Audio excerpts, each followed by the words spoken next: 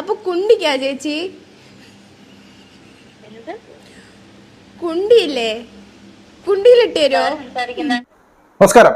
R J അഞ്ജലിയും നിരഞ്ജനയും, ഈ R J അഞ്ജലിയുടെയും നിരഞ്ജനയുടെയും prank കോളുകൾ കാണാത്തവർ വളരെ ചുരുക്കമായിരിക്കും. നമുക്ക് എല്ലാവരും, മിക്ക ആൾക്കാരും ഒരു വട്ടമെങ്കിലും ഇവരുടെ പ്രാങ്ക് കോളുകൾ കണ്ടിട്ടുണ്ടായിരിക്കും. പ്രത്യേകിച്ച് ആർ ജെ അഞ്ജലിയുടെ. എനിക്ക് ഇടയ്ക്ക് തോന്നി ഈ മുട്ട പപ്സിന്റെ കേസൊക്കെ പറഞ്ഞുകൊണ്ട് ചേട്ടാ ഇതിനകത്ത് ശകലം മുട്ടയെങ്കിലും വെച്ചൂടെ, ഒരു കാട മുട്ടയെങ്കിലും വെച്ചൂടെ എന്നൊക്കെ പറഞ്ഞ പ്രാങ്കുകൾ കണ്ട് നമ്മൾ ആസ്വദിച്ച് ചിരിച്ചവരാണ് അല്ലെ ഈ ആർ ജെ അഞ്ജലി ഈ നിരഞ്ജനയുമായിട്ടുള്ള പ്രാങ്ക് കോൾ. നിരഞ്ജന മാത്രമല്ല, മറ്റേതോ ഒരു കൊച്ചുകുടിയുണ്ട്, പേര് എനിക്ക് ഓർമ്മയില്ല. അവർ തമ്മിലാണ് നിരന്തരം ഈ പ്രാങ്ക് കോളുകൾ വിളിക്കുന്നത്. പലപ്പോഴും പ്രാങ്ക് കോളുകൾ അവരെ ആക്കിക്കൊണ്ട് ഇവർ പറയും, അവരുടെ തെറിവിളികൾ ഇവർ കേൾക്കും, ഇവരിരുന്ന് ചിരിക്കുന്നത് കേൾക്കുമ്പോൾ നമ്മളും ആസ്വദിക്കാറുണ്ട്. പക്ഷെ ഇപ്പോ ഇവരുടെ ഒരു പ്രാങ്ക് കോള്, അതായത് ഈ ആർ ജെ അഞ്ജലിയും ഈ പറയുന്ന നിരഞ്ജന എന്ന് പറയുന്ന പെൺകൊച്ചുമായിട്ട് ഒരു സ്ത്രീയെ വിളിച്ചിട്ട് ഒരു പ്രാങ്ക് കോൾ നടത്തുന്നുണ്ട്. സത്യം പറഞ്ഞു കഴിഞ്ഞാൽ പിടിച്ചു നിർത്തി പെരട്ടത്ത് 2 എണ്ണം കൊടുക്കാനാണ് എനിക്ക് തോന്നിയത് അത് കേട്ടപ്പോ. എന്നിട്ട് ഈ പറഞ്ഞ ആർ ജെ അഞ്ജലി ഉൾപ്പെടെ അവിടെ ഇരുന്ന് കിണിക്കുന്ന ഒരു കിണിയുണ്ട്. എന്നിട്ട് അതിനകത്ത് അവർ പറയുന്നുണ്ട്, എന്താണ് ഇത് വെറും ഒരു പ്രാങ്ക് കോൾ ആണ്, നിങ്ങൾക്കൊന്നും തോന്നരുത് എന്നുള്ള രീതിയിലൊക്കെ ഒരു പോസ്റ്റും കാര്യങ്ങളൊക്കെ ഇട്ടിട്ടുണ്ട്. ആദ്യം നമുക്ക് ഈ പറയുന്ന ഇവർ എന്തു പ്രാങ്കാണ് ചെയ്തത് എന്നുള്ളത് നമുക്ക് ആദ്യം കേൾക്കാം. കേട്ടിട്ട് നമുക്ക് സംസാരിക്കാം. ഓക്കെ. മെഹന്തി ആർട്ടിസ്റ്റ് അല്ലേ? 25-ാം തീയതി എന്റെ കല്യാണമായിരുന്നേ. ഫ്രണ്ട് നിഷാന. അതായത് ഇവരിവിടെ വിളിക്കുന്നത് ഒരു മെഹന്തി ആർട്ടിസ്റ്റിനെയാണ്. അപ്പോ ഈ പറയുന്ന നിരഞ്ജന പറയുന്നുണ്ട്, മെഹന്തി ആർട്ടിസ്റ്റ് അല്ലേ, 25-ാം തീയതി എന്റെ കല്യാണമാണ് എന്ന് പറയുന്നുണ്ട്. അപ്പുറത്തെ പറയുന്ന ആ ചേച്ചി പറയുന്ന ആരുടെ കല്യാണമെന്ന് വളരെ സീരിയസ് ആയിട്ട് ചോദിക്കുന്നുണ്ട്. കാരണം അവരിത് പ്രൊഫഷണൽ ആയിട്ട് ചെയ്യുന്ന ഒരു സംഭവമാണ്. അതുകൊണ്ട് തന്നെ അവരൊരു കസ്റ്റമർ വിളിക്കുമ്പോൾ അവരുടെ ഡീറ്റെയിൽ ചോദിക്കുന്നു, എന്നാണ് കല്യാണം, അതിനെ കുറിച്ചൊക്കെ അവർ അന്വേഷിക്കുന്നുണ്ട്. ബാക്കി അവളുടെ സ്ഥലമാണോ എന്റെ സ്ഥലമാണോ? TVM തിരുവനന്തപുരം. ബാലരാമപുരം. ഓ എനിക്ക് ഞാൻ വാട്സാപ്പ് ചെയ്തേക്കാം കേട്ടോ. അല്ല,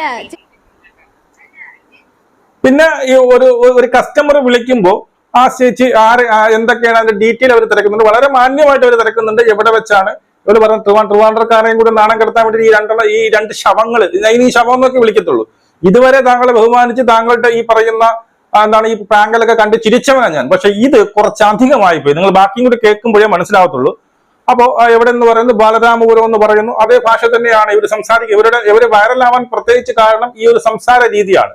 ഇവരുടെ സംസാര രീതി കൊണ്ടാണ് ഈ പ്രാങ്ക് കോളുകളൊക്കെ വൈറലായത്. ഓക്കെ, അവർ കംപ്ലീറ്റ് ഡീറ്റെയിൽ ചോദിക്കുന്നു. ഇവരും ഇതുവരെ കാര്യങ്ങൾ ഓക്കെയാണ്. ഇവർ എന്ത് ചെയ്യുന്നുണ്ട്, ഡീറ്റെയിൽസ് തിരിച്ചു പറഞ്ഞു കൊടുക്കുന്നുണ്ട്. ബാക്കി എല്ലായിടത്തും ഇടുവോ മെഹന്തി? ഇവിടെയാണ് ക്വസ്റ്റ്യൻ. ഇപ്പോ ഈ പറയുന്ന നിരഞ്ജന എന്ന് പറയുന്ന പെൺകുട്ടി എല്ലായിടത്തും ഇടുവോ മെഹന്തി? മെഹന്തി കോത്തിലൊന്നും ഇടുന്നതല്ല. ആദ്യമേ പറയാം, മെഹന്തി എന്ന് പറഞ്ഞാൽ കയ്യിലോ കാലിലോ ചിലപ്പോ മുഖത്തൊക്കെ ഇങ്ങനെ ഇടുന്നതായിട്ട് കാണാം. അപ്പൊ ഇവള് ചോദിക്കുന്നുണ്ട് എല്ലായിടത്തും ഇടുവോ? 2 എണ്ണം ഇരുന്ന് കിണിക്കുന്നുണ്ട്. പ്രത്യേകിച്ച് ആർ ജെ അഞ്ജലി ഇരുന്നുകൊണ്ട് കിണിച്ചങ്ങ് തകർക്കയാണ്. എല്ലായിടത്തും ഇടോ എന്ന് ചോദിക്കുമ്പോൾ പക്ഷെ അപ്പുറത്ത് നിൽക്കുന്ന ആ സ്ത്രീക്ക് അത് മനസ്സിലാവുന്നില്ല. അവര് ഇപ്പോഴും പ്രൊഫഷണൽ ആയിട്ട് വീണ്ടും ഇത് ചോദിച്ചുകൊണ്ടിരിക്കുകയാണ്. മനസ്സിലായോ? ബാക്കി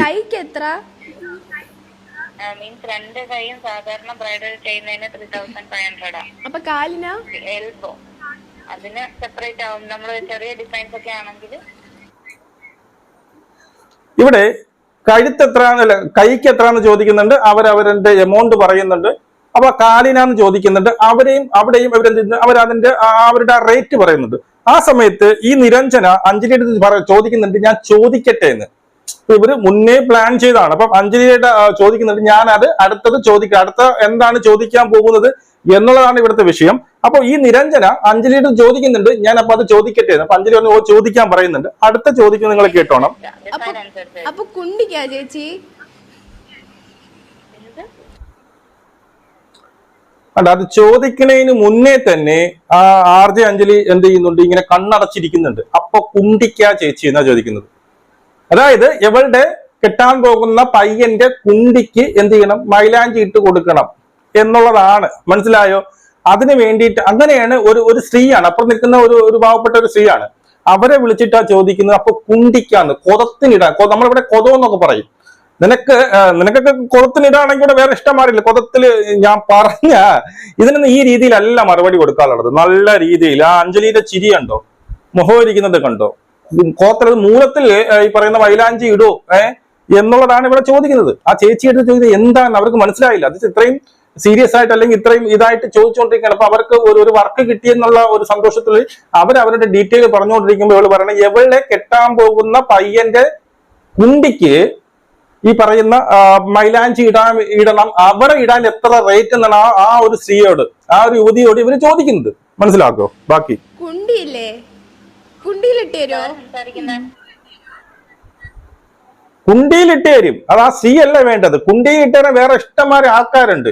മനസ്സിലായോ? കുണ്ടിയിലിട്ട് തരാനേ വേറെ ഇഷ്ടംമാരെ ആൾക്കാരുണ്ട്. അത് വിളിച്ചത് ആള് മാറിപ്പോയി.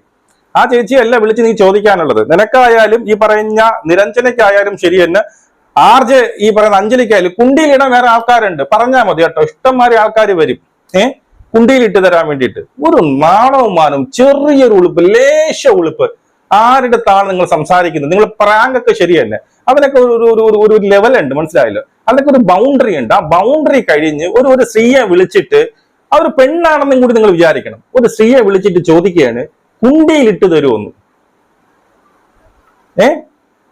ഇതുവരെയ്ക്കും ആ സാധനം ഡിലീറ്റ് ചെയ്തിട്ടില്ല. ഈ ഒരു വീഡിയോ ഇപ്പോഴും അവരുടെ ഇൻസ്റ്റയിൽ കിടപ്പുണ്ട്. ആർജെ അഞ്ജലിയുടെ ഇൻസ്റ്റാഗ്രാമിൽ അത് കിടപ്പുണ്ട്. പക്ഷെ കമന്റ് ബോക്സ് ഓഫാണ്. എന്ത് കമന്റ് ബോക്സ് ഇടാത്തത്? ഓണാക്കിയിട്ട് നല്ല തെറിയിൽ കുണ്ടിയിൽ ഇട്ടുതരാൻ വേണ്ടിയിട്ട് ആൾക്കാർ ക്യൂ നിൽക്കുമെന്ന് എനിക്കറിയാം. നിങ്ങൾക്ക് രണ്ടെണ്ണത്തിനും അറിയാം അല്ലേ? ക്യൂ നിൽക്കും. ഇതെല്ലാം നിങ്ങൾക്ക് അടച്ചുള്ള മറുപടി തരാനും ആൾക്കാരുണ്ടാവും എന്ന് പറയാം. മനസ്സിലായോ? വലിയ കഷ്ടം. ഇത് ഇങ്ങനെയാണോ ചെയ്തത്? ഒരു കാര്യം ചെയ്യ്, വീട്ടിലെ തന്ത്യാനെ വിളിച്ചിട്ട് സഹോദരങ്ങളെ വിളിച്ച് ചോദിച്ചു, ചേട്ടാ എന്റെ ഭർത്താവിന്റെ കുണ്ടിക്ക് ഇട്ടേരാ, അല്ലെങ്കിൽ എനിക്ക് കുണ്ടിക്ക് ഇട്ടേരാ, കുണ്ടിയിൽ ഇട്ടേരാ ആരെങ്കിലും ഈ പരിസരത്തുണ്ടെങ്കിൽ ഒന്ന് അറിയിക്കണേന്ന് പറ. അപ്പൊ എങ്ങനെ ഇരിക്കും? മനസ്സിലായോ? അല്ലെ നിങ്ങൾക്ക് നാണോ? ഇതിപ്പം കണ്ടിട്ട് ഇവർക്ക് ആർക്കും അഞ്ജലിയുടെ ചിരിയുണ്ടോ? ചിരിച്ച് എന്തോ ഒരു വലിയ കാര്യം, എന്തോ വലിയൊരു തമാശ ആരെടുത്തോ പറഞ്ഞ് അത് ഫലിപ്പിച്ചു എന്നുള്ള രീതിയിലെ ചിരിയാണ്. രണ്ടെണ്ണം കിണിച്ച് പറയുന്നത് കണ്ടോ? മനസ്സിലായി? എന്തോ വലിയ കാര്യം ഞാൻ ചെയ്തു. ആ ഒരു സ്ത്രീയെ വിളിച്ചിട്ടാണ് കുണ്ടിയിൽ ഇട്ട് തരുമോ, കുണ്ടിയിൽ ഇട്ട് തരാൻ എത്ര റേറ്റ് എന്ന് ചോദിക്കുന്നത്. ശവങ്ങള്. എന്റെ ഫിയാൻസിക്ക് ഒരു സർപ്രൈസ് കൊടുക്കാൻ വേണ്ടിട്ട് എനിക്ക് കുണ്ടിയിലൊന്ന് ഇട്ട് തരുമോ മെഹന്തി? ഫിയാൻസിക്ക് സർപ്രൈസ് കൊടുക്കാൻ ഫിയാൻസിയിലോ? ഞാൻ ആദ്യം തെറ്റിദ്ധരിച്ചു. ഫിയാൻസിക്കല്ല, എവളുടെ കുണ്ടിയിൽ ഇട്ട് കൊടുക്കണം എന്ന് പറയുന്നത്. അതായത് കല്യാണം കഴിഞ്ഞ് കുഞ്ഞിരിക്കുമ്പോ ഫിയാൻസി ഈ കുണ്ടി നോക്കുമല്ലോ. ആ കുണ്ടിയിൽ കുറച്ച് ഈ കുറച്ച് മൈലാഞ്ചി കിട്ടിക്കഴിഞ്ഞാൽ ഫിയാൻസിക്ക് ചിലപ്പോൾ വേറെ മൂഡായിരിക്കും. അതുകൊണ്ട് എന്റെ കുണ്ടിയിൽ ഇട്ട് തരുമെന്നാണ് എനിക്ക് ഡൗട്ട് ആയിപ്പോട്ടെ. എനിക്ക് ഇപ്പോഴാണ് ഞാൻ ഇത് ശ്രദ്ധിക്കുന്നത്. ഞാൻ ആദ്യം വെച്ച് ഫിയാൻസിയുടെ കുണ്ടിയിൽ ഇട്ട് കൊടുക്കുന്ന കേസാണ് അവൾ ചോദിച്ചത്. അങ്ങനെയല്ല, എവളെ കുണ്ടിക്ക് നിന്റെ കുണ്ടിക്ക് ഇട്ട് തരാൻ വേണ്ടിയിട്ടാണ് ചോദിക്കുന്നത്. ഇപ്പൊ കാര്യം ക്ലിയർ ആയി. അഞ്ജലി നിന്ന് കുനിച്ചു നിർത്തി അവളെ കുണ്ടിയിൽ നീ ഇട്ടോളൂ, എന്നിട്ട് നീ കുനിഞ്ഞയില്ല, അവൾ തിരിച്ച് കുണ്ടിയിൽ ഇട്ട് തരും. അതല്ല നിങ്ങൾക്ക് കൊണ്ട് പറ്റിയില്ലെങ്കിൽ കുണ്ടിയിലിടാൻ വേറെ ആളെ നമ്മൾ റെഡിയാക്കി തരാം. കുണ്ടിയിലോ വേറെ എവിടെയെങ്കിലോ നമുക്ക് ആവശ്യമുള്ള സ്ഥലത്ത് ഇടാൻ വേണ്ടിയിട്ട് ആൾക്കാരെ കൊണ്ടുവരാം.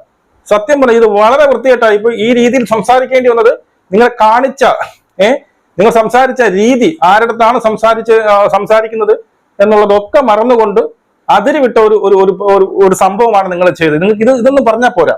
ഇതിനപ്പുറം നിങ്ങൾ അർഹരാണ്. മനസ്സിലായോ?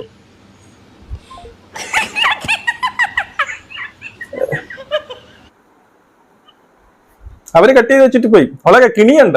യോ കിണിച്ച് മരിക്കണ്.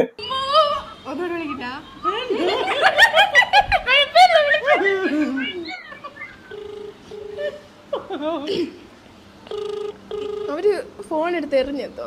താങ്കൾ വിളിക്കുന്ന നമ്പർ ഇപ്പോൾ അല്പസമയത്ത്.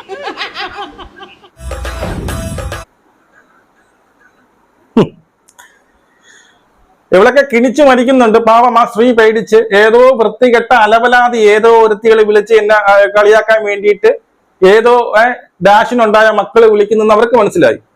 ഏതോ അലവലാദികളാണ് വിളിക്കുന്നത്. ഒരു നാണവും മാനവും ഉളുപ്പും ഇല്ലാത്ത ഏതോ അലവലാദികളാണ് വിളിക്കുന്നത് കൃത്യമായിട്ട് അവർ മനസ്സിലാക്കിക്കൊണ്ടാണ് അവര് മാന്യമായിട്ട് എന്ത് ചെയ്തത്?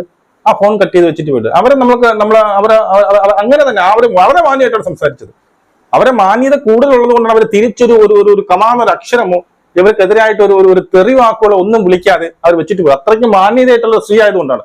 മറ്റാരെങ്കിലും ആണെങ്കിൽ അവളെ തന്തയ്ക്ക് വിളിച്ചെന്നെ ഇങ്ങനെ വാടി